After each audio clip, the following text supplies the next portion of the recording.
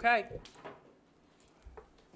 Alright, hello everybody. We're the Fantastic Four plus one Navy. As you see, our Navy's here today, thankfully. So we're doing our presentation on why state schools need to be cheaper. I'm Dan. I'm Nick. I'm Damien. I'm David. I'm Ryan. Alright, we're gonna get started. Starting off, this right here is a quote, and it says, you need money to go to school. To have money, you need a job. But to have a job, you need to go to school. So basically what it's saying is like, the only way for you to really get a job is going through school. For you to go through school, you need to have money. But the only way for you to get a job and make that money is to go to school. So it's kind of like a pyramid scheme, and it's like an endless loop. So that's more like kind of like one of those confusing aspects of school. Like society tries to tell you that, go to school to get a job, and then you can't get a job unless you have money. I mean, you can't go to school unless you have money, and the only way to make money is to get a job. So those are one of the things that like school is pressuring, like society is pressuring students to go through. So before we continue, we want not everyone got one, but does anyone have a guess what that number might be on the piece of paper that we gave you? Is it the average tuition for college? Not the average tuition, but you're somewhere in the right range. It is the average debt of an American. 7 out of 10 Americans graduate college with debt, and that's the average debt that they graduate with.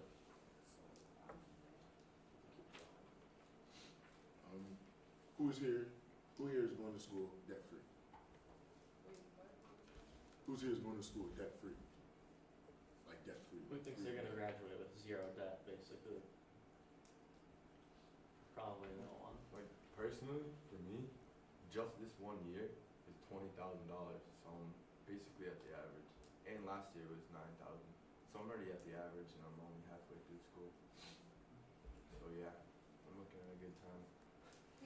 Roughly 70% of Americans graduate with student debt, and roughly 44 million Americans hold 1.4 trillion in student loan debt. Those are some numbers for you guys. So I'm going to talk about some of the benefits of coming out of school debt free. So obviously it's an avoidance of the student loan payments each month, and on average each 10 years after graduation, people are still in debt, and it takes 10 years to pay it off. And also you can have an increased cash flow, which means more options for employment and living a less stressful life due to those monthly payments. You can also invest sooner, and you can gain more money through those investments. And also studies have shown that those debt-free can start retirement 10 years earlier than those who don't come out of school with debt.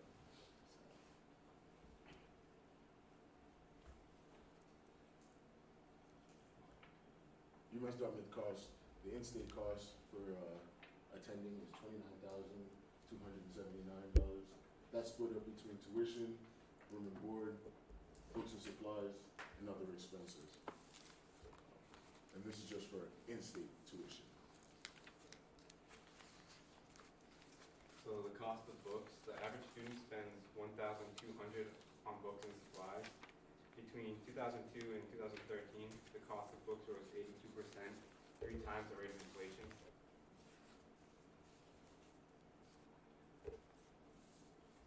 Lowering the cost of books, some schools use open education resources, which allow students to spend as little as $31 on course material when the national average is $153 per course. This is mostly in community colleges, but I don't see why we couldn't do it here. And you can also rent your books off Amazon. The cost of eating. At UMass, the cheapest meal plan is $2,698 a semester for 224 meal swipes, which equals $12 a swipe. And the average American spends $4 on a meal. So like there's a big disparity there. And cost of eating. The average dining hall contract has jumped up 47% in the past decade, which overall food cost has only risen by 26%.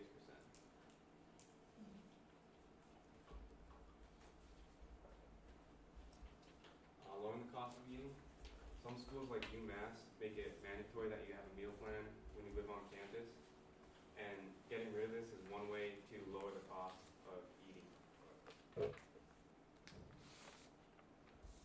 So I'm gonna do a little comparison of my personal experience since I've been here. This is just my second semester here, so I'm pretty new to it, so I didn't have to ever deal with like the freshman eating. I know freshmen coming in have to buy the platinum plan, which is roughly $5,000, which comes with unlimited meal swipes, which is nice, but I think everyone could agree they're not a huge fan of Res, and that only comes with $175 in Corsair cash, which realistically people could use that in a couple of weeks at going to places like Birch or Mondo's. The cheapest meal plan here is the Bronze plan, which is $300 for the year, which comes with $400 in Corsair cash.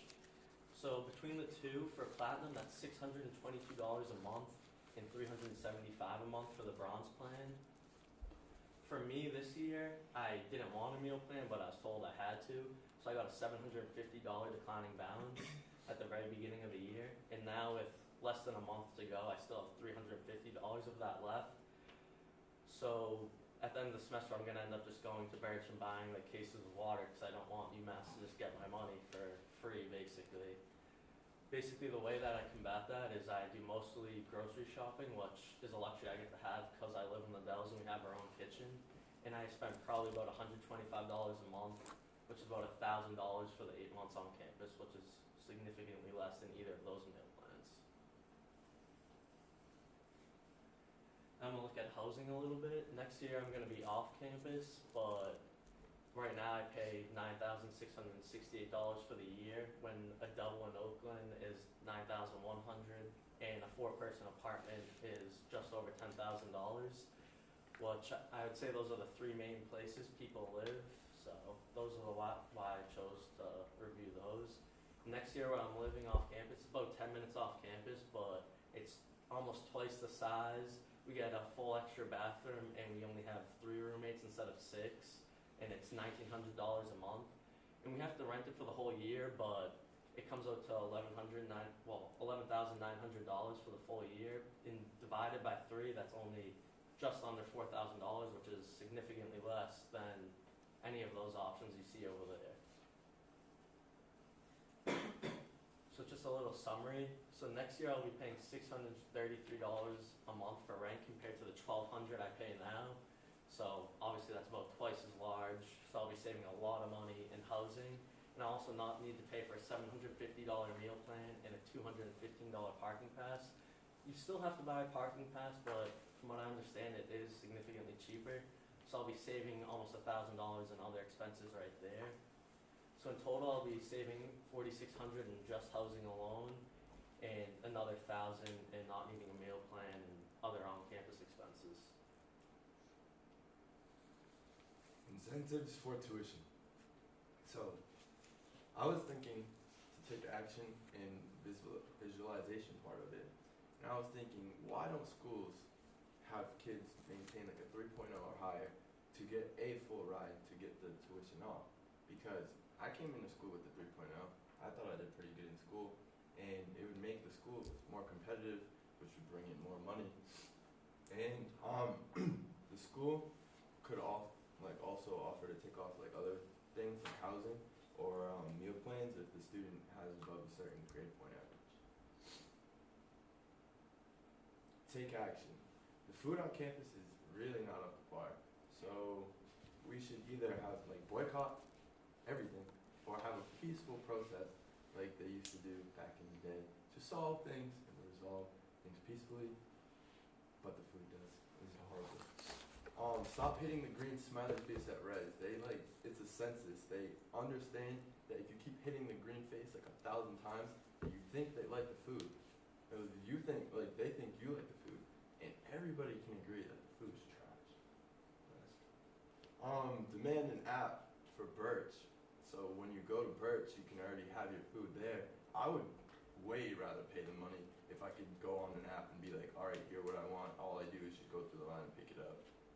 It's like an incentive. It would make it like more productive, and kids would actually want to go to get the food instead of having to like walk in the rain to rest. Keep taking action. So the school is knocking down one of the buildings because the influx of kids is not enough to even keep one of the buildings open because the tuition is too high, the expenses are too high. Take a leap and try adulting.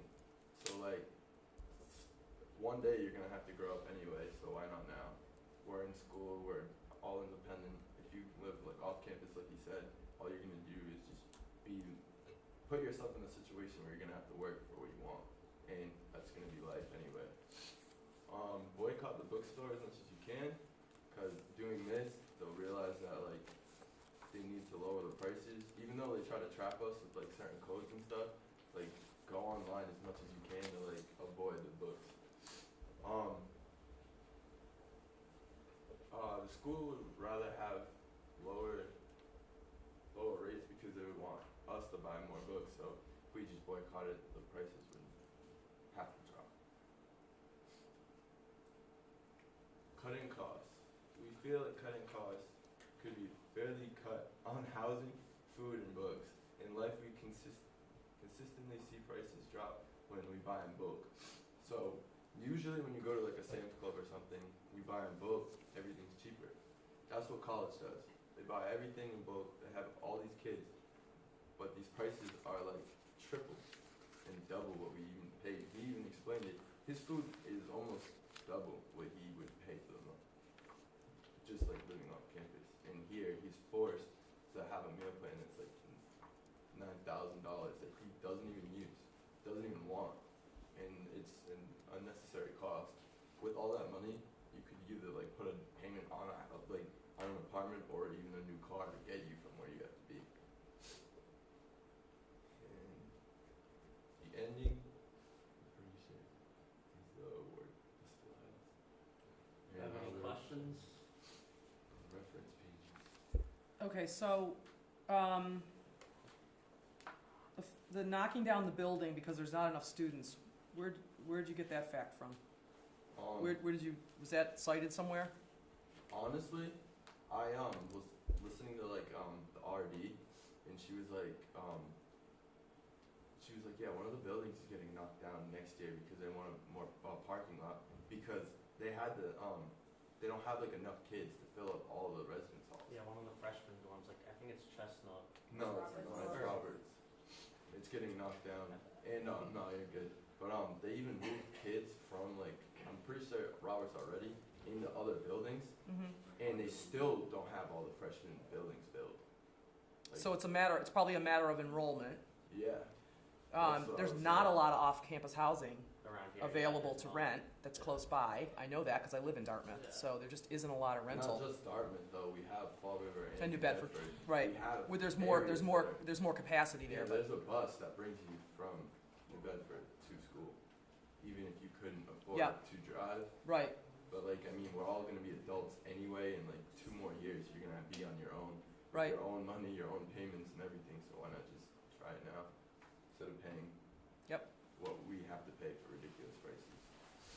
Any other comments or thoughts? Yeah, Carrie.